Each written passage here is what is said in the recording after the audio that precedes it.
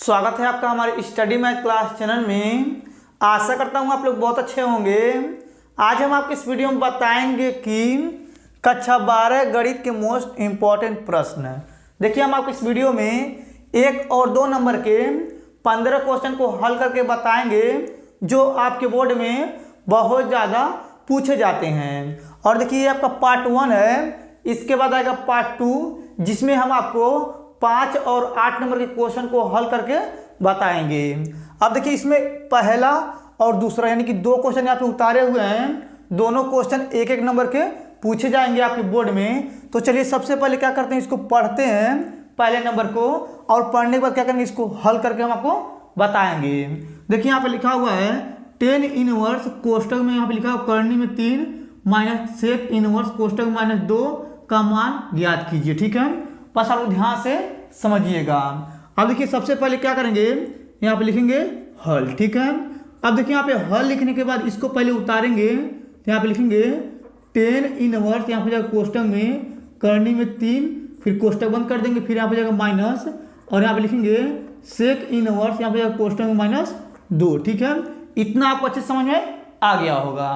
अब देखिए, इसके बाद क्या करेंगे, यहाँ पे बराबर लगाएंगे, और यहाँ पे लिखा हुआ 10 इनवर्स, तो यहाँ पे लिखेंगे 10 इनवर्स, और देखिए यहाँ पे लिखा हुआ है करनी में 3, तो इसको हम लोग लिख सकते हैं 10 यानी कि π/3 लिख सकते हैं। देखिए यहाँ पे लिखेंगे 10 π/3। ठीक है, कोष्टक बंद कर देंगे, क्योंकि हम यहाँ पे π/3 इसलिए लिखे हैं जो करनी में 3 होता है यानी कि 10 60 का मान होता है, तो इसको हम लोग लिख सकते हैं π/3। ठीक है, ये आपको अच्छे समझ में आ गया होगा।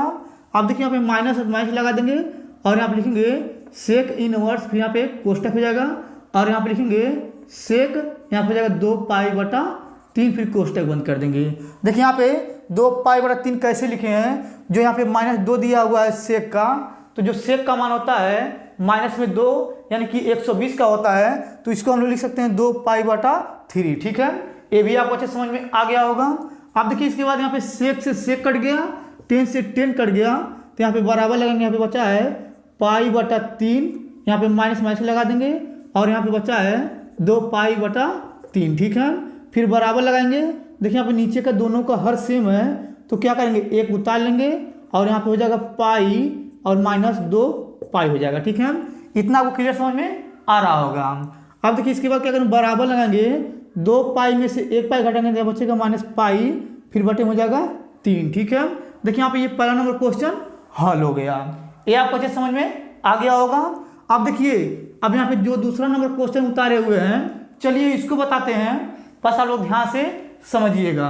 देखिए यहाँ पे लिखा हुआ है साइन इनवर्स, यहाँ पे कोष्टक में लिखा हुआ है माइनस करनी में 3/2 का मान ज्ञात कीजिए। ठीक है, देखिए सबसे पहले क्या करेंगे, यहाँ पे लिखेंगे हल। ठीक है, देखिए यहाँ पे हल लिखने के बाद इसको एक बार पहले उतारेंगे, यहाँ पे लिखेंगे साइन इनवर्स, यहाँ पे कोष्टक में माइनस करनी में 3/2, फिर यहाँ पे लिखिए। ठीक है, ये उतार दिए हैं। अब देखिए, इतना करने के बाद यहाँ पे लिखेंगे यानी कि माना, देखिए यहाँ पे लिखेंगे माना y बराबर यहाँ हो जाएगा साइन इनवर्स, यहाँ हो जाएगा कोष्टक, फिर करनी में 3/2 हो जाएगा ये माइनस में। अब देखिए, इसके बाद क्या करेंगे, जो साइन इनवर्स है इसको इधर फेंक देंगे, तो यहाँ हो जाएगा साइन y बराबर, और यहाँ हो जाएगा कोष्टक में करनी में 3/2, फिर कोष्टक बंद कर देंगे। ठीक है, इतना आपको अच्छे समझ में आ रहा होगा। अब देखिए, इसके बाद क्या करेंगे, यहाँ पे लिखेंगे साइन y बराबर, यहाँ पे इसको लिखेंगे साइन, और देखिए यहाँ पे लिखा है माइनस करनी में 3/2, तो इसको हम लोग लिख सकते हैं यानी कि -π/3 लिख सकते हैं, फिर कोष्टक बंद कर देंगे। जो करनी में 3/2 है ये साइन 60 का मान होता है। ठीक है, अब देखिए यहाँ पे साइन से साइन ये कट जाएगा, तो y बराबर आ जाएगा -π/3। ठीक है, देखिए आपका ये आंसर हो गया। ठीक है, देखिए यहाँ पे पहला नंबर और दूसरा नंबर क्वेश्चन बता दिए हैं। अब चलिए इसको मिटा के क्या करते हैं, तीसरा क्वेश्चन यहाँ पे लिख करके उसको हल करके हम आपको बताते हैं। चलिए सबसे पहले इसको मिटा लेते हैं। अब देखिए, यहाँ पे तीसरा नंबर क्वेश्चन उतारे हुए हैं। ऐसा प्रश्न आपके बोर्ड में बहुत ज़्यादा 1 नंबर के पूछे जाते हैं। तो चलिए सबसे पहले क्या करते हैं, इसको पढ़ते हैं। पढ़ने के बाद क्या करेंगे, इसको हल करके हम आपको बताएंगे। देखिए यहाँ पे लिखा हुआ है आव्यूह x ज्ञात कीजिए यदि a + 2b + x = 0, जहाँ a बराबर आव्यूह में संख्या तथा b बराबर अवयवी में संख्या है। ठीक है, बस आप लोग ध्यान से समझिएगा। देखिए सबसे पहले क्या करेंगे, यहाँ पे लिखेंगे हल। ठीक है, अब देखिए यहाँ पे हल लिखने के बाद a बराबर अवयवी में संख्या जो दिया इसको उतारेंगे। तो देखिए आप लिखेंगे a बराबर इस प्रकार से बना देंगे अवयवी, और यहाँ पे लिखा हुआ है 2 माइनस 1, और यहाँ पे लिखा हुआ 3 और 5, फिर इस प्रकार से अवयवी को बंद कर देंगे। ठीक है, और देखिए यहाँ पे b बराबर अवयवी में संख्या दिया इसको उतारेंगे, तो यहाँ पे हो जाएगा b बराबर इस प्रकार से बना देंगे अवयवी, और यहाँ पे लिखेंगे माइनस 1 1 0 2, फिर इस प्रकार से अवयवी को बंद कर देंगे। ठीक है, इतना आपको अच्छे समझ में आ गया होगा। अब देखिए इसके बाद क्या करेंगे, ये जो दिया हुआ है इसको उतारेंगे। देखिए यहाँ पे लिखेंगे a plus 2b plus x बराबर हो जाएगा 0। ठीक है, इतना आपको क्लियर समझ में आ गया होगा। अब देखिए a बराबर अवयवी में संख्या दिया हुआ है, तो a के स्थान पर इसको उतारेंगे। देखिए इस प्रकार से बना देंगे अवयवी, और आप लिखेंगे 2 माइनस 1 3 5, अवयवी को बंद कर देंगे, प्लस लगा देंगे यहाँ पे, और यहाँ पे लिखेंगे 2, फिर इस प्रकार से बना देंगे अवयवी, और देखिए b के स्थान पर इसको रखेंगे, तो माइनस 1 1 0 2, फिर इस प्रकार से अवयवी को बंद कर देंगे। अब देखिए यहाँ पे प्लस है, प्लस लिख देंगे, और यहाँ पे x है तो x फिर बराबर हो जाएगा 0। ठीक है, इतना आपको क्लियर समझ में आ गया होगा। अब देखिए इसके बाद क्या करेंगे, यहाँ पे ये जो दिया आगे वाला इसको वैसे उतारेंगे, तो इस प्रकार से बना देंगे अवयवी, यहाँ पे लिखेंगे 2 माइनस 1 3 5, फिर अवयवी को बंद कर देंगे। देखिए यहाँ प्लस प्लस लगा देंगे, 2 से गुणा कर देंगे सभी में, इस प्रकार से बना देंगे अवयवी, 2 से गुणा करेंगे माइनस 2 2 0 4 हो जाएगा, फिर अवयवी को बंद कर देंगे, फिर यहाँ पे बराबर लगाएंगे, x को उधर फेंक देंगे तो माइनस में x हो जाएगा। ठीक है, ये भी आपको अच्छे समझ में आ गया होगा। अब देखिए इसके बाद क्या करेंगे, यहाँ पे देखिए प्लस है, और देखिए इसको क्या करेंगे, इस अवयवी में इस अवयवी को जोड़ेंगे, 2 में 2 जोड़ेंगे तो ये 0 आ जाएगा। ठीक है, ये आपको समझ में आ रहा होगा। अब देखिए यहाँ पे प्लस है, ये देखिए 2 है प्लस में, 2 में से 1 घटाएंगे तो 1 बचेगा, और देखिए यहाँ पे प्लस है 0 है, और ये 3 है तो इसको जोड़ेंगे तो 3 ही आएगा, और देखिए यहाँ पे प्लस है 4 है, और यहाँ पे देखिए 5 है, इन दोनों को जोड़ेंगे तो 9 आ जाएगा। फिर इस प्रकार से अवयवी को बंद कर देंगे, फिर बराबर यहाँ पे लिखेंगे माइनस x। ठीक है, अब देखिए यहाँ पे जो माइनस x है, तो क्या करेंगे, माइनस से इन सभी में यानी कि भाग कर देंगे। ठीक है, तो यहाँ पे बचेगा x बराबर इस प्रकार से बना देंगे अवयवी। देखिए सबका चिन्ह बदल जाएगा, ये हो जाएगा 0, और ये हो जाएगा माइनस 1, और ये हो जाएगा माइनस 3, ये हो जाएगा माइनस 9, फिर इस प्रकार से अवयवी को बंद कर देंगे। ठीक है, अब देखिए यहाँ पे ये x का मान आ चुका है, यही आपका आंसर है, ये आपको अच्छे समझ में आ गया होगा। अब चलिए इसको मिटा क्या करते हैं, चौथा नंबर क्वेश्चन यहाँ पे लिख करके उसको हल करके हम आपको बताते हैं। चलिए सबसे पहले इसको मिटा लेते हैं। अब देखिए यहाँ पे चौथा नंबर क्वेश्चन उतारे हुए हैं। ऐसा प्रश्न आपके बोर्ड में बहुत ज़्यादा 1 नंबर के पूछे जाते हैं। तो चलिए सबसे पहले क्या करते हैं, इसको पढ़ते हैं, पढ़ने के बाद क्या करेंगे, इसको हल करके हम आपको बताएंगे। देखिए यहाँ पे लिखा हुआ है, यदि y बराबर 4t और x बराबर 4/t तो dy/dx का मान ज्ञात कीजिए। ठीक है, बस आप ध्यान से समझिएगा। देखिए सबसे पहले क्या करेंगे, यहाँ पे लिखेंगे हल। ठीक है, अब देखिए यहाँ पे हल लिखने के बाद ये जो दिया हुआ y बराबर 4t इसको उतारेंगे, तो यहाँ पे हो जाएगा y बराबर 4t। ठीक है, देखिए इसको उतार के इसको समीकरण नंबर 1 मान लेंगे। ठीक है, इतना आपको अच्छे समझ में आ गया होगा। अब देखिए ये जो x बराबर दिया हुआ 4/t, तो इसको भी उतारेंगे, तो यहाँ पे लिखेंगे x बराबर 4/t, इसको उतार के क्या करेंगे, इसको समीकरण नंबर 2 मान लेंगे। ठीक है, इतना आपको अच्छे समझ में आ गया होगा। अब देखिए इसके बाद क्या करेंगे, ये जो समीकरण 1 है इसका हम क्या करेंगे, t के सापेक्ष अवकलन करेंगे। देखिए यहाँ पे लिखेंगे, पहले लिखेंगे समीकरण, ठीक, समीकरण 1 से। ठीक है, अब इसको उतारेंगे तो आप लिखेंगे y बराबर 4t। ठीक है, अब देखिए इसके बाद यहाँ पे लिखेंगे t के सापेक्ष। देखिए यहाँ पे लिख रहे हैं t के सापेक्ष अवकलन। देखिए यहाँ पे अवकलन करने पर। ठीक है, अब देखिए यहाँ पे y है तो ये आपका हो जाएगा dy/dt हो जाएगा, फिर बराबर लगेंगे, t के सापेक्ष अवकलन हो रहा है तो t का अवकलन हो जाएगा 1 से गुणा करेंगे 4 में तो 4 आ जाएगा। ठीक है, और देखिए ये जो आया है इसको समीकरण नंबर 3 मान लेंगे। ठीक है, इतना आपको क्लियर समझ में आ गया होगा। आप देखिए इसके बाद क्या करेंगे, समीकरण ये जो 2 दिया है इसको लेके करेंगे। देखिए आप लिखेंगे समीकरण, देखिए आप लिख रहे हैं, लिखेंगे समीकरण 2 से, ठीक है। अब देखिए इसको उतारेंगे तो आप लिखेंगे x बराबर यहाँ हो जाएगा 4/t, ठीक है। और देखिए आप लिखेंगे x बराबर, ये t को ऊपर ले जाएंगे तो यहाँ हो जाएगा 4t पे -1 हो जाएगा, ठीक है। इतना आपको अच्छे समझ में आ गया होगा। अब देखिए इसके बाद क्या करेंगे, आप लिखेंगे t के सापेक्ष, देखिए आप लिख रहे हैं t के सापेक्ष अवकलन, ठीक है, अवकलन करने पर, ठीक है। अब देखिए इसका t के सापेक्ष अवकलन करेंगे तो यहाँ हो जाएगा dx बटा हो जाएगा dt, फिर बराबर लगाएंगे। और देखिए यहाँ पे इसका अगर अवकलन करेंगे तो ये जो पावर है यानी कि -1 ये आगे आ जाएगा, तो यहाँ लिखेंगे -1 गुणे हो जाएगा 4, और इसमें से 1 घटेगा तो यहाँ हो जाएगा t पे पावर -2, ठीक है। इतना आपको अच्छे समझ में आ गया होगा। अब देखिए अगर इसके नीचे हल करेंगे तो आपको नहीं दिखेगा, तो चलिए इधर बताते हैं। देखिए यहाँ पे लिखा हुआ है dx बटा dt, तो यहाँ पे लिखेंगे dx बटा dt, फिर बराबर लगाएंगे। और देखिए यहाँ पे क्या करेंगे, बस आप लोग ध्यान से समझिएगा, -1 से गुणा करेंगे 4 में तो हो जाएगा -4, और यहाँ पे लिखा हुआ है t पे पावर -2, तो इसको नीचे ले आएंगे तो यहाँ हो जाएगा t पे स्क्वायर, इसको समीकरण नंबर हम 4 मान लेंगे, ठीक है। अब देखिए इतना करने के बाद बस आप लोग ध्यान से समझिएगा।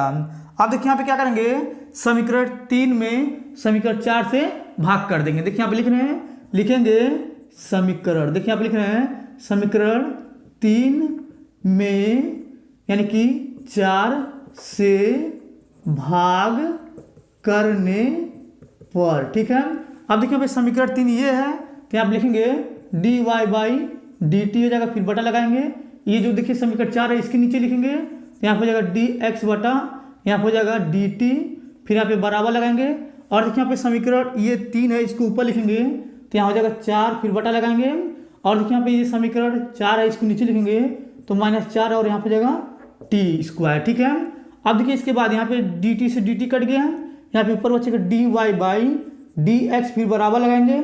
और देखिए यहाँ पे 4 से 4 कट जाएगा, तो ये जो t स्क्वायर ये ऊपर चला जाएगा तो यहाँ हो जाएगा माइनस, यानी कि यहाँ पे हो जाएगा, देखिए यहाँ पे बचेगा यानी कि t स्क्वायर, ठीक है। इतना आपको अच्छे समझ में आ गया होगा। अब देखिए इसके बाद ये जो आया है यही इसका आंसर है, ये आपको अच्छे समझ में आ गया होगा। अब चलिए इसको मिटा क्या करते हैं, 5वां नंबर क्वेश्चन यहाँ पे लिख करके उसको हल करके हम आपको बताते हैं, ठीक है। अब देखिए यहाँ पे 5वां नंबर क्वेश्चन उतारे हुए हैं। ऐसा प्रश्न आपके बोर्ड में बहुत ज़्यादा 1 नंबर के पूछे जाते हैं। तो चलिए सबसे पहले क्या करते हैं, इसको पढ़ते हैं, पढ़ने के बाद क्या करेंगे, इसको हल करके हम आपको बताएंगे। देखिए यहाँ पे लिखा हुआ है निश्चित समाकलन, देखिए यहाँ पे इसका लिमिट जो है करनी में 3 से 1 है, ऊपर लिखा हुआ dx बटा 1 + x² का मान ज्ञात कीजिए, ठीक है। बस आप ध्यान से समझिएगा। देखिए सबसे पहले क्या करेंगे, यहाँ पे लिखेंगे हल, ठीक है। अब देखिए यहाँ पे हल लिखने के बाद ये जो प्रश्न एक बार दिया हुआ है इसको उतारेंगे, तो देखिए आप लिखेंगे i बराबर, यहाँ पे जाएगा समाकलन, इसका लिमिट हो जाएगा करनी में 3 से 1, ऊपर लिखा हुआ dx, फिर बटा लगा देंगे, यहाँ पे नीचे लिखा हुआ 1 + x², ठीक है। इतना आपको अच्छे समझ में आ गया होगा। अब देखिए बस आप ध्यान से समझिएगा। अब देखिए यहाँ पे लिखा हुआ है dx बटा 1 + x², इसका हम समाकलन जानते हैं, यानी कि इसका समाकलन होता है i बराबर, यानी कि होता है tan इनवर्स x होता है, ठीक है। यानी कि इसका एक फार्मूला होता है, देखिए यहाँ पे लिख रहे हैं, यहाँ पे होता है 1 बटा 1 + x² dx बराबर होता है tan इनवर्स x होता है, ठीक है। अगर इसका समाकलन करेंगे तो tan इनवर्स x आ जाएगा। और देखिए इसका लिमिट दिया हुआ है, तो इस प्रकार से बड़ा कोष्ठक बनाएंगे। और देखिए यहाँ पे इसका अपर लिमिट यानी कि ऊपर का लिखा हुआ करनी में 3 और नीचे का लिखा है 1, ठीक है। तो क्या करेंगे, एक बार अपर लिमिट लगाएंगे और एक बार लोअर लिमिट लगाएंगे। चलिए इसमें लगाते हैं। देखिए आप लिखेंगे i बराबर, यहाँ हो जाएगा बड़ा कोष्ठक, यहाँ पे लिखेंगे tan इनवर्स अपर लिमिट यानी कि ऊपर का, यानी कि हो जाएगा करनी में 3, फिर माइनस यानी कि upper limit minus lower limit. देखिए यहाँ पे लिखेंगे tan इनवर्स, ये नीचे का है यानी कि लोअर लिमिट, तो यहाँ पे जाएगा 1, फिर यहाँ पे जाएगा बड़ा कोष्ठक, ठीक है। इतना आपको अच्छे समझ में आ गया होगा। फिर देखिए इसके बाद यहाँ पे लिखेंगे i बराबर, और देखिए यहाँ पे लिखा हुआ है 10 इनवर्स करनी में 3, तो इसका मान जो होता है पाई बटा होता है 3, ठीक है। और देखिए यहाँ पे माइनस माइनस लगा देंगे और यहाँ पे लिखा हुआ है 10 इनवर्स 1, तो 10 45 का मान होता है, तो इसको लिखेंगे पाई बटा यानी कि हो जाएगा यहाँ पे 4, ठीक है। ये भी आपको अच्छे समझ में आ गया होगा। आप देखिए इसके बाद यहाँ पे लिखेंगे आई बराबर, इसको हल करेंगे तो इससे गुणा करेंगे यानी कि 4 से गुणा करेंगे पाई में तो 4 पाई हो जाएगा, 3 से गुणा करेंगे पाई में तो माइनस 3 पाई हो जाएगा, इसका एलसीएम ले लेंगे तो यहाँ हो जाएगा 12, ठीक है। फिर आप लिखेंगे आई बराबर 4 पाई में से 3 पाई घटाएंगे तो बचेगा 1 पाई और बटे में 12 है तो यहाँ पे लिखेंगे 12, ठीक है। देखिए आपका यही आंसर हो गया, ठीक। ये आपको अच्छे समझ में आ गया होगा। अब चलिए इसको मिटा क्या करते हैं, 6वां नंबर क्वेश्चन यहाँ पे लिख करके उसको हल करके हम आपको बताते हैं। चलिए सबसे पहले इसको मिटा लेते हैं। अब देखिए यहाँ पे 6वां नंबर क्वेश्चन उतारे हुए हैं। ऐसा प्रश्न आपके बोर्ड में बहुत ज़्यादा 1 नंबर के पूछे जाते हैं। तो चलिए सबसे पहले क्या करते हैं, इसको पढ़ते हैं, पढ़ने के बाद क्या करेंगे, इसको हल करके हम आपको बताएंगे। देखिए यहाँ पे लिखा हुआ है व्यंजक आई कैप गुड़े आई कैप प्लस जे कैप गुड़े जे कैप प्लस 2 के कैप गुड़े के कैप का मान ज्ञात कीजिए, ठीक है। बस आप ध्यान से समझिएगा। देखिए सबसे पहले क्या करेंगे, यहाँ पे लिखेंगे हल, ठीक है।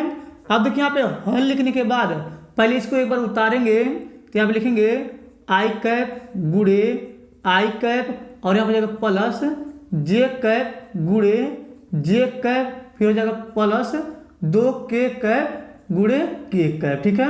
इतना आपको अच्छे समझ में आ गया होगा। अब देखिए इसके बाद यहाँ पे बराबर लगाएंगे, आई कैप और आई कैप का गुणा करेंगे तो यहाँ पे हो जाएगा आई कैप का स्क्वायर, फिर प्लस लगा देंगे और देखिए जे कैप गुड़े जे कैप करेंगे तो यहाँ पे हो जाएगा यानी कि जे कैप का स्क्वायर, ठीक है।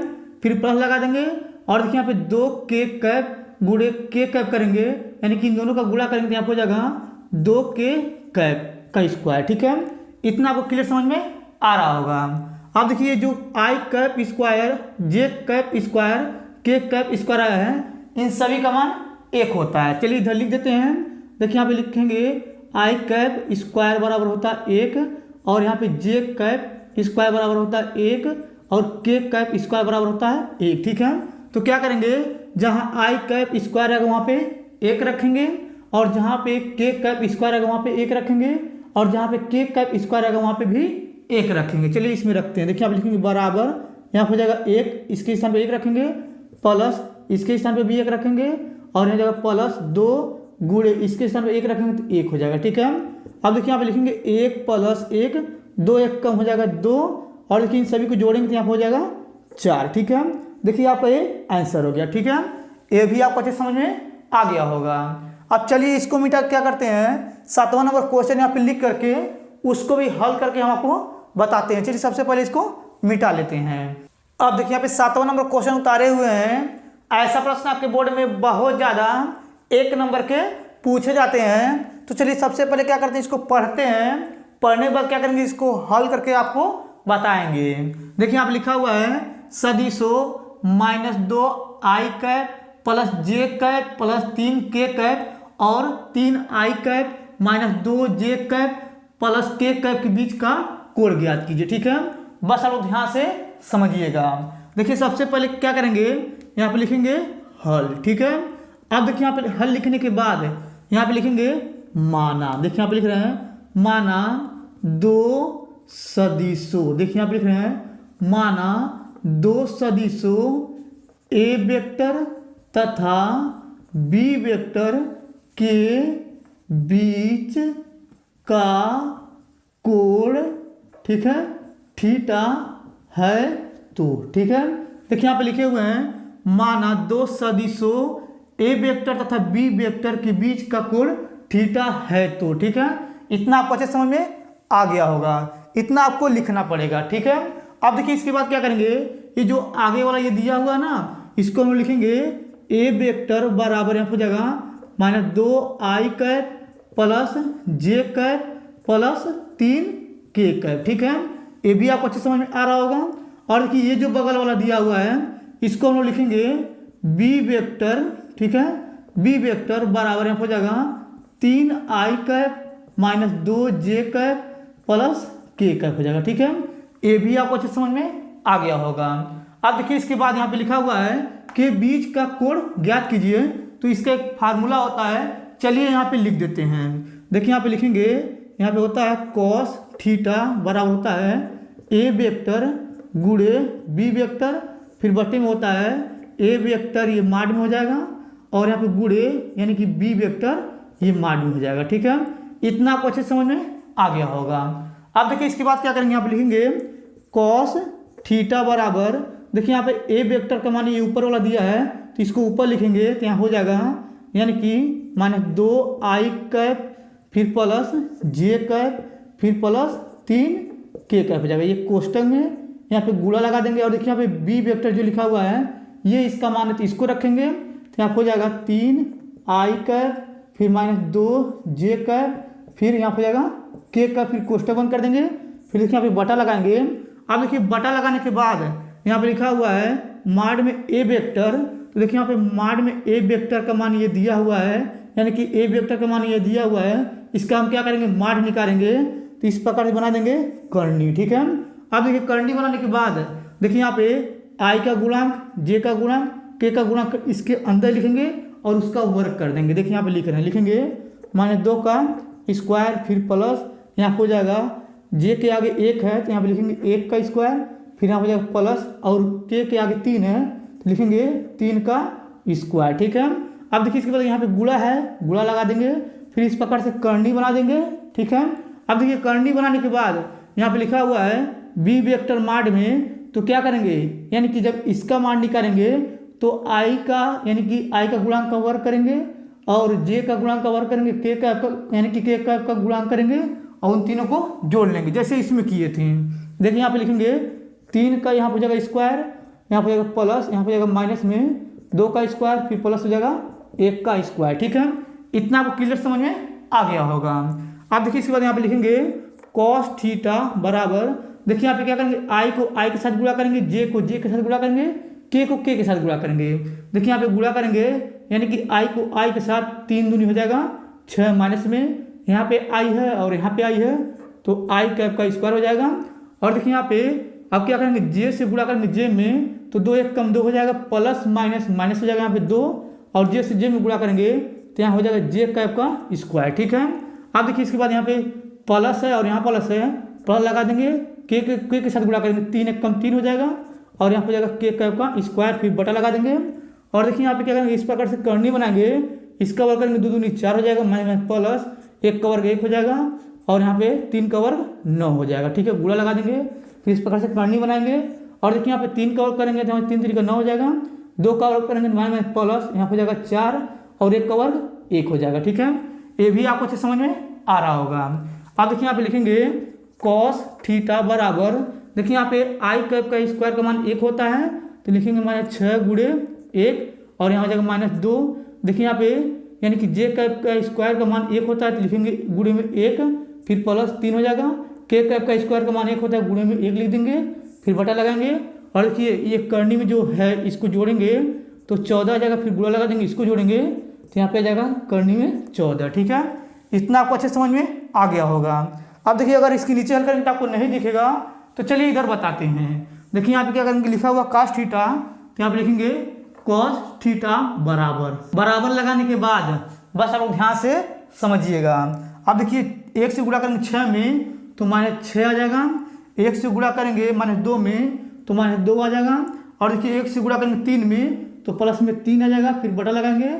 और देखिए यहाँ पे करनी में करनी से गुणा करेंगे तो ये करनी हट जाएगा तो नीचे आ जाएगा 14, फिर आप लिखेंगे cos थीटा बराबर, और देखिए यहाँ पे क्या करेंगे 6 और 2 को जोड़ेंगे तो हो जाएगा माइनस में 8 फिर प्लस 3 हो जाएगा, फिर बटा लगाएंगे यहाँ हो जाएगा 14, फिर आप लिखेंगे cos थीटा बराबर 8 में से 3 घटाएंगे तो -5 हो जाएगा, नीचे हो जाएगा 14। ठीक है, अब देखिए इसके बाद क्या करेंगे cos को 10 फेंक देंगे तो यहाँ हो जाएगा थीटा बराबर cos इनवर्स में आ जाएगा, और यहाँ पे बचेगा -5/14, यही आपका आंसर हो जाएगा। ठीक है, ये आपको 7वां नंबर क्वेश्चन अच्छे समझ में आ गया होगा।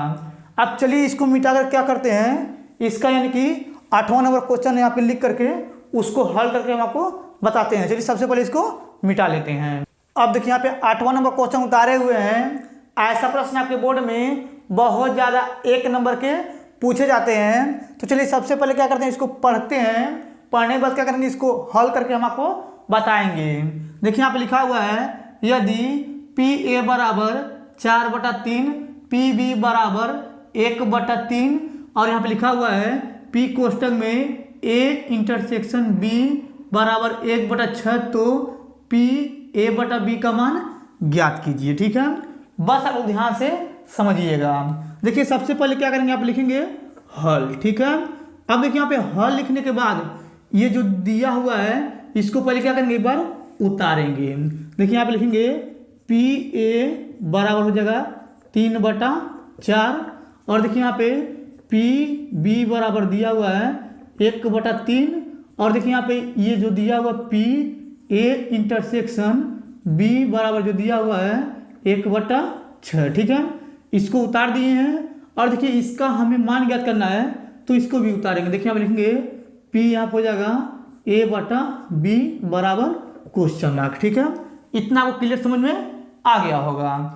अब देखिए इसका हमें मान ज्ञात करना है तो इसका एक फार्मूला होता है, चलिए यहाँ पे लिखते हैं। देखिए यहाँ पे लिखेंगे P यहाँ पे हो जाएगा A/B बराबर होता है, यानी कि P और यहाँ पे हो जाएगा A इंटरसेक्शन B, फिर बटे हो जाएगा यहाँ पे PB। ठीक है, यानी कि इसका यही फार्मूला होता है। ठीक है, इतना आपको अच्छे समझ में आ गया होगा। अब देखिए इसके बाद यहाँ पे लिखेंगे P यहाँ पे हो जाएगा A/B, फिर बराबर लगाएंगे और देखिए इसका मान यहाँ पे दिया हुआ है 1/6, तो यहाँ पे लिखेंगे 1/6 फिर बटा लगाएंगे और देखिए यहाँ पे PB का मान यहाँ पे दिया हुआ 1/3, तो यहाँ पे लिखेंगे 1/3। ठीक है, इतना आपको क्लियर समझ में आ रहा होगा।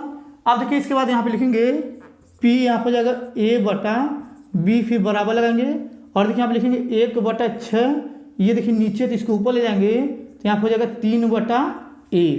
ठीक है, अब यहाँ पे लिखेंगे P और यहाँ पे हो जाएगा A/B, फिर बराबर लगाएंगे, 3 1 कम 3 हो जाएगा, 3 दूनी 6, 1 से गुणा करेंगे 1 में तो 1 आ जाएगा, 2 से गुणा करेंगे 1 में तो 2 आ जाएगा, यानी कि यही इसका आंसर है। ठीक है, इतना आपको क्लियर समझ में आ गया होगा। अब चलिए इसको मिटा क्या करते हैं, 9वां नंबर क्वेश्चन यहाँ पे लिख करके उसको भी हल करके हम आपको बताते हैं। चलिए सबसे पहले इसको मिटा लेते हैं। अब देखिए यहाँ पे 9वां नंबर क्वेश्चन लिखा हुआ है, ऐसा प्रश्न आपके बोर्ड में बहुत ज़्यादा 1 नंबर के पूछे जाएंगे। तो चलिए सबसे पहले क्या करते हैं, इसको पढ़ते हैं। पढ़ने के बाद क्या करेंगे, इसको हल करके हम आपको बताएंगे। देखिए यहाँ पे लिखा हुआ है, एक वृत्त की त्रिज्या 6 सेमी है, R के सापेक्ष क्षेत्रफल में परिवर्तन की दर ज्ञात कीजिए। बस आप ध्यान से समझिएगा। देखिए सबसे पहले क्या करेंगे, यहाँ पे लिखेंगे हल। ठीक है, अब देखिए यहाँ पे हल लिखने के बाद यहाँ पे लिखा हुआ है एक वृत्त की त्रिज्या, यानी कि R बराबर दिया हुआ है 6 सेमी, तो यहाँ पे लिखेंगे R बराबर 6 सेमी। ठीक है, इतना आपको अच्छे समझ में आ रहा होगा। और देखिए यहाँ पे लिखा हुआ है R के सापेक्ष क्षेत्रफल में परिवर्तन की दर ज्ञात कीजिए, यानी कि हमें क्या करना है, R के सापेक्ष इसका अवकलन करना है। ठीक है, और देखिए यहाँ पे क्या करेंगे, बस आप ध्यान से समझिएगा। देखिए यहाँ पे लिखा हुआ एक वृत्त की, वृत्त है ना, ये वृत्त का बात कर रहा है, तो लिखेंगे हम जानते हैं वृत्त का क्षेत्रफल। ठीक है, यहाँ पे लिख रहे हैं क्षेत्रफल जो होता है A बराबर होता है, यानी कि πr² होता है। ठीक है, और देखिए यहाँ पे लिखा हुआ था क्षेत्रफल में परिवर्तन की दर ज्ञात कीजिए, यानी कि हमें क्या ज्ञात करना है, देखिए यहाँ पे लिख दे रहे हैं, यानी कि dA/dr का हमें मान ज्ञात करना। ठीक है, और देखिए यहाँ पे वृत्त का क्षेत्रफल जो होता है, यानी कि A बराबर πr² होता है। ठीक है, इतना आपको अच्छे समझ में आ गया होगा। अब देखिए इसके बाद क्या करेंगे, यहाँ पे लिखेंगे R के सापेक्ष। देखिए यहाँ पे लिख रहे हैं R के सापेक्ष अवकलन। देखिए यहाँ पे लिख रहे हैं अवकलन करने पर। ठीक है, अब देखिए इसका R के सापेक्ष अवकलन करेंगे तो यहाँ पे हो जाएगा, यानी कि dA/ हो जाएगा dr, फिर बराबर लगाएंगे और देखिए यहाँ पे इसका R के सापेक्ष अवकलन कर रहे हैं तो ये जो 2 है ये आगे आ जाएगा, तो यहाँ पे हो जाएगा 2π और R में से घट जाएगा तो यहाँ पे हो जाएगा R। ठीक है, इतना आपको अच्छे समझ में आ रहा होगा ये अवकलन कैसे किए हैं। अब देखिए इसके बाद यहाँ पे लिखेंगे dA/dr बराबर, और यहाँ पे लिखेंगे 2 यानी कि पाई, फिर गुड़े आर के स्थान कितना दिया है 6 दिया ना, देखिए यहाँ पे 6 दिया है तो 6 लिख देंगे, ठीक है। फिर आप लिखेंगे डी ए बटा डी आर, 6 में 2 से गुणा करेंगे 6 दूनी हो जाएगा 12 और हम लिखेंगे पाई, ठीक है। इतना आपको अच्छे समझ में आ गया होगा। और देखिए ये क्षेत्रफल है तो यहाँ पे लिखेंगे सेमी स्क्वायर, ठीक है। इसको लिखना बहुत जरूरी है, ठीक है। ये आपका आंसर हो गया 9वां नंबर। अब चलिए 10वां नंबर क्वेश्चन यहाँ पे लिख करके उसको भी हल करके हम आपको बताते हैं। चलिए सबसे पहले इसको मिटा लेते हैं। अब देखिए यहाँ पे 10वां नंबर क्वेश्चन उतारे हुए हैं। ऐसा प्रश्न आपके बोर्ड में बहुत ज्यादा 1 नंबर के पूछे जाते हैं, तो बस आप लोग ध्यान से देखेंगे तो आप लोग इसको भी हल करना सीख जाएंगे। और देखिए ये लास्ट यानी कि 10वां क्वेश्चन है। इसके बाद हम 11वां, 12वां, 13वां, 14वां, 15वां 2-2 नंबर के 5 क्वेश्चन बताएंगे, ठीक है। चलिए इसको पहले क्या करते हैं, पढ़ते हैं। पढ़ने के बाद क्या करेंगे, इसको हल करके हम आपको बताएंगे।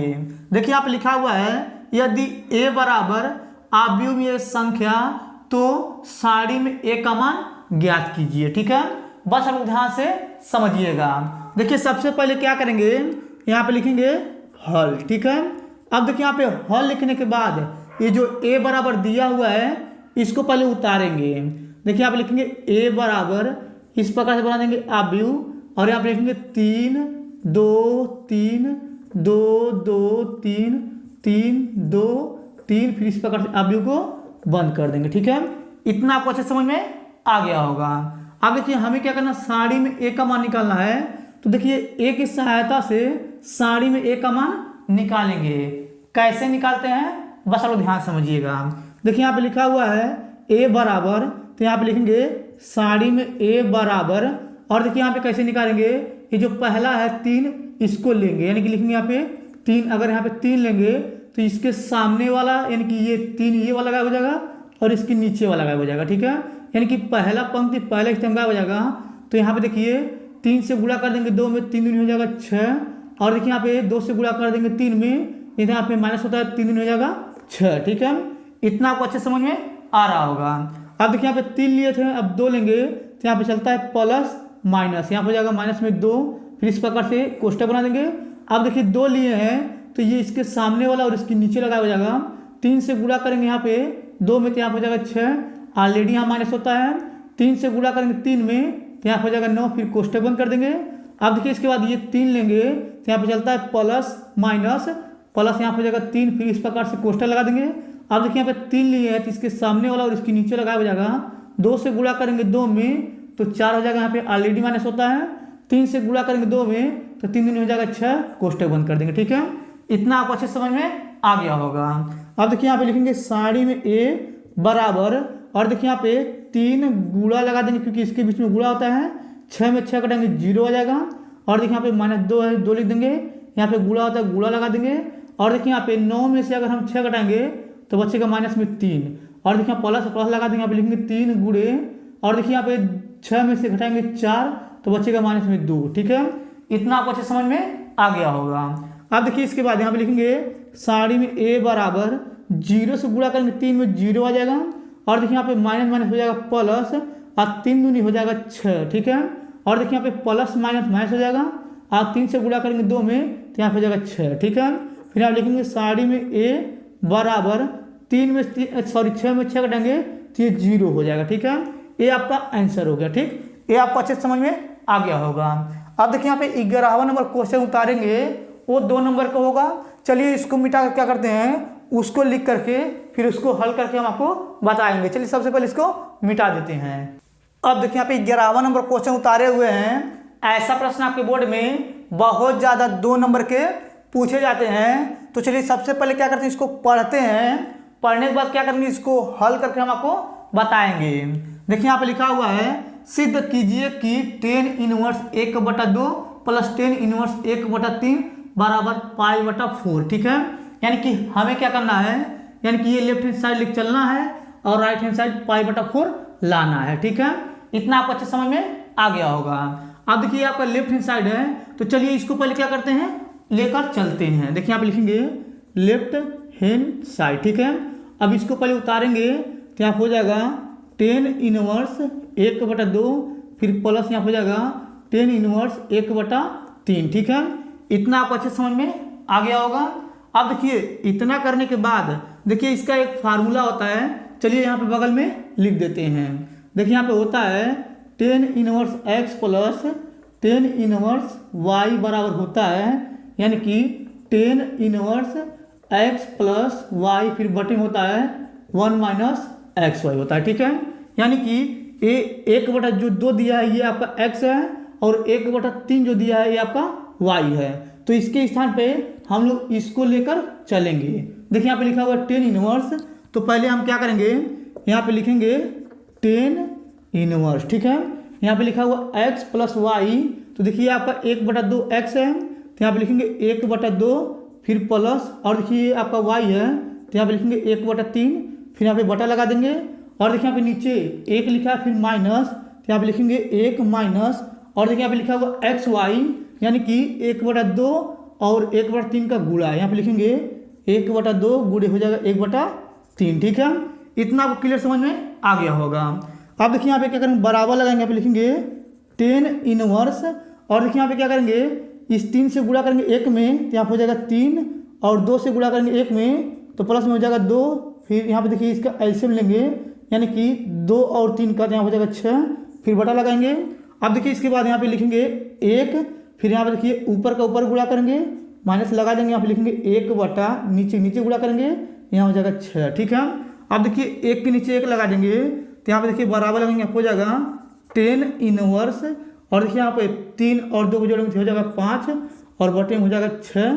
फिर देखिए इसके बाद 6 से गुणा करेंगे 1 में, 6 हो जाएगा, 1 से गुणा करेंगे 1 में तो माइनस में 1 हो जाएगा, नीचे हो जाएगा 6। ठीक है, इतना आपको क्लियर समझ में आ गया होगा। अब चलिए इधर बताते हैं।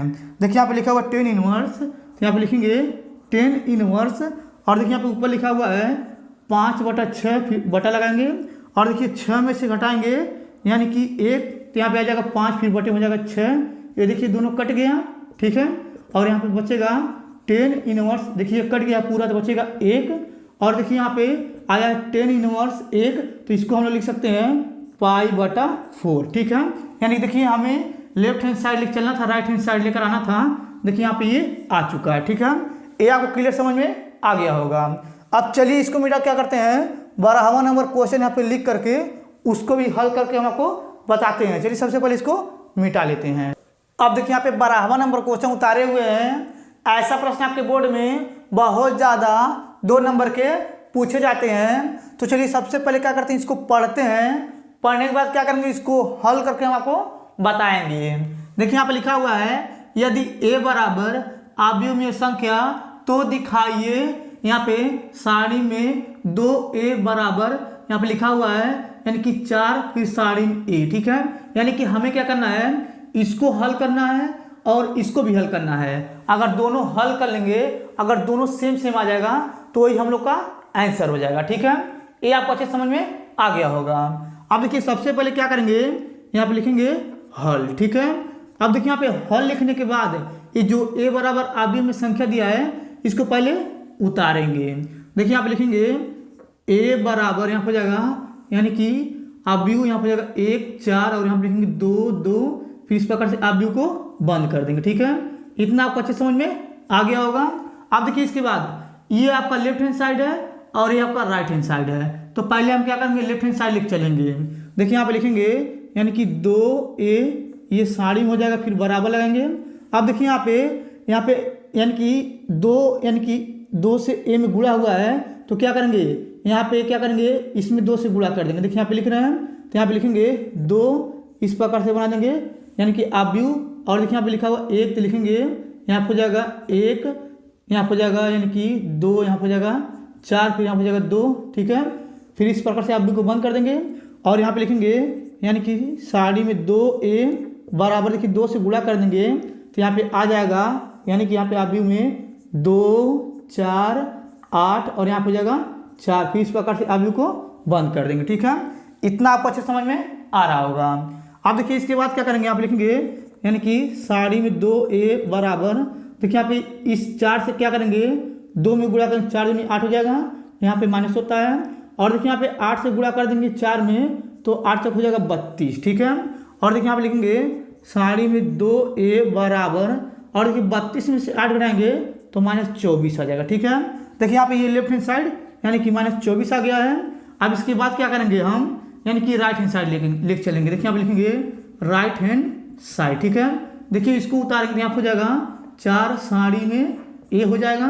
ठीक, फिर देखिए इसके बाद क्या करेंगे, यहाँ पे बराबर लगा देंगे और यहाँ पे 4 लिख देंगे। और देखिए हमें साड़ी में ए का मान निकालना है, तो देखिए ए बराबर ये दिया हुआ है ना, तो क्या करेंगे इस प्रकार से यहाँ पे आप भी बना देंगे। और देखिए यहाँ पे ये जो लिखा हुआ है इसको लिख देंगे, यानी कि ए का मान। ठीक है, तो यहाँ पे हो जाएगा 1 4 और यहाँ पे हो जाएगा 2 2, फिर इस प्रकार से आप को बंद कर देंगे। फिर यहाँ पे हो जाएगा 4, यहाँ पे जाएगा साड़ी में ए, फिर बराबर और यहाँ पे लिखेंगे 4। और देखिए इसका क्या करेंगे, हम साड़ी निकालेंगे तो इस प्रकार से कोष्टक बना देंगे। 2 से गुणा करेंगे 1 में 2 हो जाएगा, और देखिए 4 से गुणा करेंगे 2 में, तो यहाँ माइनस होता है 4 दूनी 8 हो जाएगा। फिर कोष्टक बंद कर देंगे। फिर यहाँ पे जाएगा 4 साड़ी में ए, फिर बराबर यहाँ पे लिखेंगे 4, इसके बीच में गुणा तो गुणा लगा देंगे।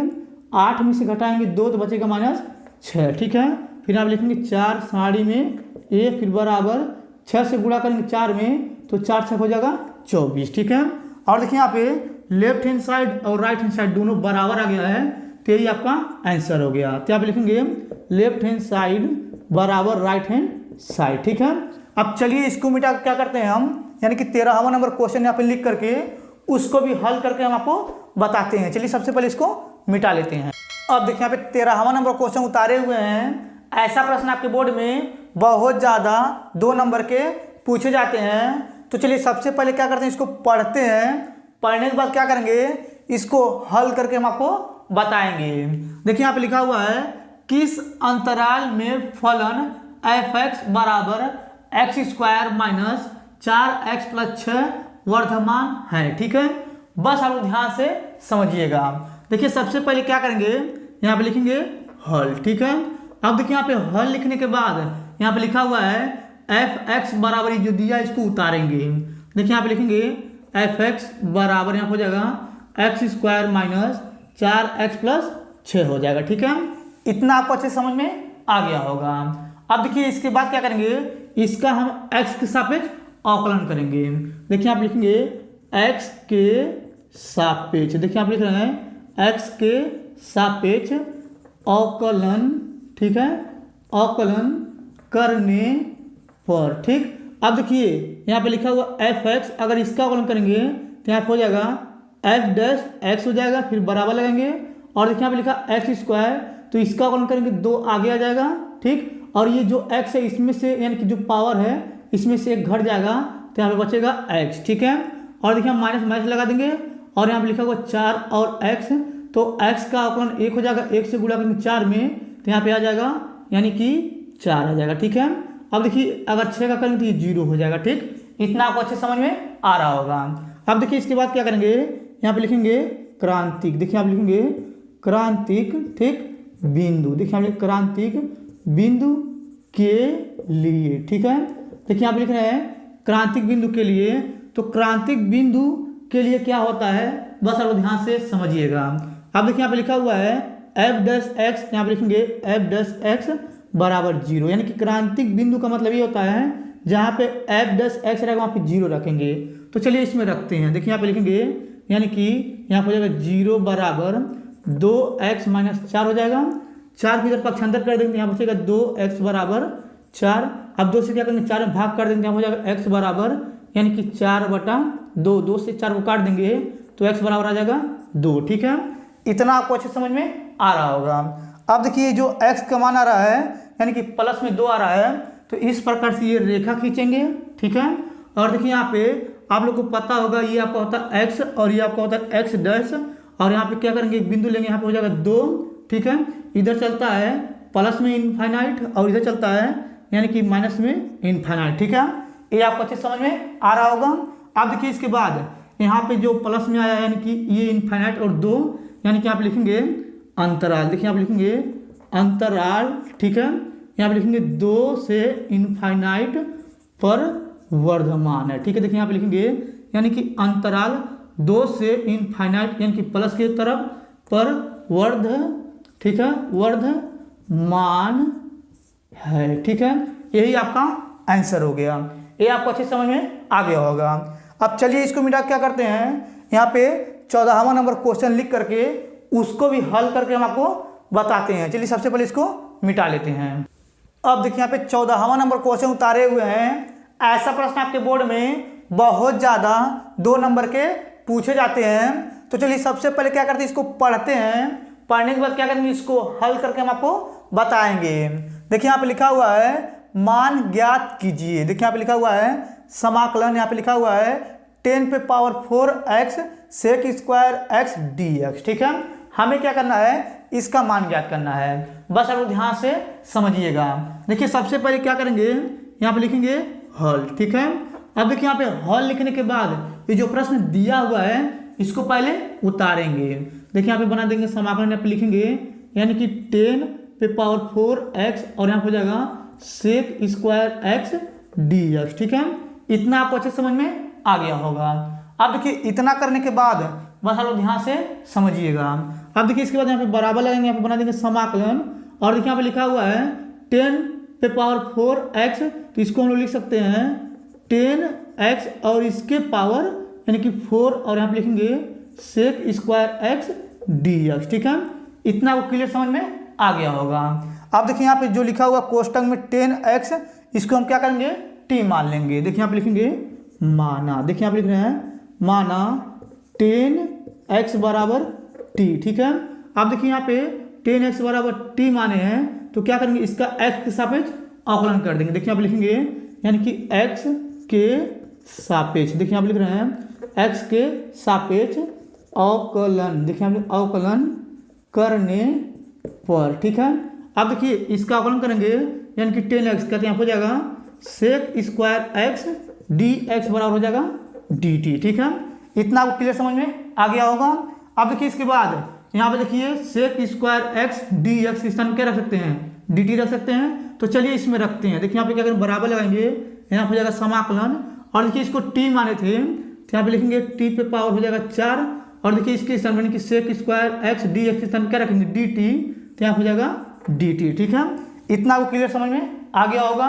अब देखिए यहाँ पे लिखा हुआ है यानी कि 10 पे पावर 4, तो क्या करेंगे, इसका हम समाकलन करेंगे तो यहाँ पे आ जाएगा, बराबर लगा देंगे तो इसका जब समाकलन करेंगे तो यहाँ हो जाएगा t पे पावर 5 हो जाएगा, यानी कि एक पावर में जुड़ता है और नीचे भी क्या करते हैं 4 में 1 जोड़ देते हैं, यहाँ हो जाएगा 5 फिर प्लस c लगा देंगे। ठीक है, अब देखिए अगर इसके नीचे हम अगर हल करेंगे तो नहीं दिखेगा, चलिए इधर बता देते हैं। ठीक है, अब देखिए इसके बाद यहाँ पे क्या करेंगे, बराबर लगाएंगे और देखिए यहाँ पे t के स्थान पे क्या माने थे हम, यानी कि 10x माने थे तो यहाँ पे रखेंगे यानी कि 10x और इसके पावर कितना 5 है तो यहाँ पे क्या करेंगे, लिखेंगे 5 फिर बटा लगा देंगे और देखिए यहाँ पे नीचे कितना 5 है तो 5 लिख देंगे फिर प्लस c लिख देंगे। ठीक है, ये आपका आंसर हो गया।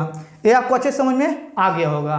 अब चलिए क्या करते हैं, 15वां नंबर क्वेश्चन यानी कि ये जो 15वां नंबर क्वेश्चन लास्ट क्वेश्चन है उसको यहाँ पे लिख देते हैं। उसको लिखने के बाद क्या करेंगे, फिर उसको हल करके हम आपको बताएंगे। चलिए सबसे पहले इसको मिटा लेते हैं। अब देखिए यहाँ पे 15वां नंबर क्वेश्चन उतारे हुए हैं। ऐसा प्रश्न आपके बोर्ड में बहुत ज़्यादा 2 नंबर के पूछे जाते हैं। तो चलिए सबसे पहले क्या करते हैं, इसको पढ़ते हैं। पढ़ने के बाद क्या करेंगे, इसको हल करके हम आपको बताएंगे। देखिए यहाँ पे लिखा हुआ है हवा के एक बुलबुले की त्रिज्या 1/2 सेंटीमीटर प्रति सेकंड की दर से बढ़ रहा है। ठीक है, यदि बुलबुला सदैव गोलाकार रहता है तब बुलबुले का आयतन किस दर से बढ़ रहा है जबकि त्रिज्या 1 सेंटीमीटर दिया है। बस आप लोग ध्यान से समझिएगा। देखिए सबसे पहले क्या करेंगे, आप लिखेंगे हल। ठीक है, अब देखिए यहाँ पे हल लिखने के बाद इसको फिर से पढ़ेंगे और पढ़ने के बाद क्या करेंगे, जो जो दिया रहेगा उसको यहाँ पे लिखेंगे। बस आप लोग ध्यान से समझिएगा। देखिए यहाँ पे लिखा हुआ है हवा के एक बुलबुले की त्रिज्या 1/2 सेंटीमीटर प्रति सेकंड की दर से बढ़ रहा है। देखिए यहाँ पे सेकंड है ना, यहाँ पे लिखा है सेकंड यानी कि टाइम के हिसाब से बढ़ रहा है ना, तो यहाँ पे लिखेंगे यानी कि dr त्रिज्या को r से प्रति करते हैं, dr/dt हो जाएगा फिर बराबर 1/2 और यहाँ पे लिखा हुआ है सेमी। ठीक है, प्रति सेकंड। ठीक है, देखिए यहाँ पे लिखा है यानी कि सेमी प्रति सेकंड, इसको हम लिख दिए। ठीक, इतना आपको अच्छे समझ में आ रहा होगा, इतना आपको क्लियर समझ में आ गया होगा। फिर देखिए यहाँ पे लिखा हुआ है यदि बुलबुला सदैव गोलाकार रहता है तब बुलबुले का आयतन किस दर से बढ़ रहा है, ठीक है। यानी कि अगर वह बुलबुला जो है यानी कि गोलाकार है तो पूछ रहा है इसमें बुलबुले का आयतन किस दर से बढ़ रहा है। आयतन को हम भी से प्रदर्शित करते हैं तो यहाँ पे लिखेंगे यानी कि गोले, देखिए यहाँ पे लिखेंगे गोले का आयतन, ठीक है। देखिए यहाँ पे गोले का आयतन यहाँ पे हो जाएगा डी भी, और ये टाइम के हिसाब से बढ़ रहा है तो यहाँ लिखेंगे डी टी, यहाँ पे क्वेश्चन यानी कि हमें इसको ज्ञात करना है। और देखिए इसकी त्रिज्या जो दिया है यानी कि आर बराबर दिया यहाँ पे 1 सेमी, इसको भी लिख लेंगे, ठीक है। इतना आपको अच्छे समझ में आ गया होगा। अब देखिए इतना करने के बाद यहाँ पे क्या करेंगे, गोले का हम फार्मूला लगाएंगे तो यहाँ पे लिखेंगे हम जानते हैं गोले, देखिए यहाँ पे लिखेंगे गोले का आयतन, ठीक। लिखेंगे यहाँ पे गोले का आयतन यानी कि भी बराबर होता है 4/3 पाई आर पे क्यूब होता है, ठीक है। इतना आपको अच्छे समझ में आ गया होगा। अब देखिए इसको क्या करेंगे हम टी के सापेक्ष यानी कि अवकलन करेंगे। देखिए आप लिखेंगे टी के सापेक्ष, देखिए हम टी के सापेक्ष अवकलन, देखिए हम लिखेंगे टी के सापेक्ष अवकलन करने पर, ठीक है। अब देखिए इसको टी के सापेक्ष अवकलन कर रहे हैं तो यहाँ पे लिखा है भी, तो इसका हो जाएगा डी भी बटा डी टी हो जाएगा, फिर बराबर लगाएंगे और देखिए यहाँ पे 4/3 को आगे लिख लेंगे यहाँ पे। और देखिए यहाँ पे इसका अवकलन करेंगे जो यानी कि आर पे पावर 3 है, 3 आ गए तो यहाँ पे लिखेंगे 3, यहाँ पे हो जाएगा पाई, आर में से 1 घटाएंगे तो यहाँ पे हो जाएगा यानी कि यहाँ पे हो जाएगा आर स्क्वायर, फिर आर का एक बार फिर से करेंगे तो यहाँ पे हो जाएगा डी आर बटा डी टी हो जाएगा, ठीक है। इतना आपको अच्छे समझ में आ गया होगा। अब देखिए यहाँ पे लिखेंगे डी भी बटा डी टी, फिर बराबर लगाएंगे और देखिए 3 से 3 ये कट गया और यहाँ पे लिखेंगे 4 गुणे पाई, फिर यहाँ पे गुणा लगा देंगे, आर का मान दिया है 1 तो यहाँ पे लिखेंगे 1 का वर्ग, फिर गुणा लगा देंगे डी आर बटा डी का मान जो दिया हुआ है यानी कि 1/2, तो यहाँ पे लिखेंगे 1/2, 2 से 2 4 को काटेंगे 2 दूनी 4 हो जाएगा तो यहाँ बचेगा डी भी बटा डी टी, फिर बराबर देखिए यहाँ पे 2 से गुणा करेंगे 1 में, 1 का वर्ग करेंगे 1 ही आएगा, 1 से गुणा करेंगे 2 में 2 आ जाएगा और यहाँ लिखेंगे पाई और यहाँ पे जाएगा सेमी, ठीक है, सेमी क्यूब प्रति सेकेंड, ठीक है। देखिए आपका यही आंसर हो गया, ठीक। ये आपको अच्छे समझ में आ गया।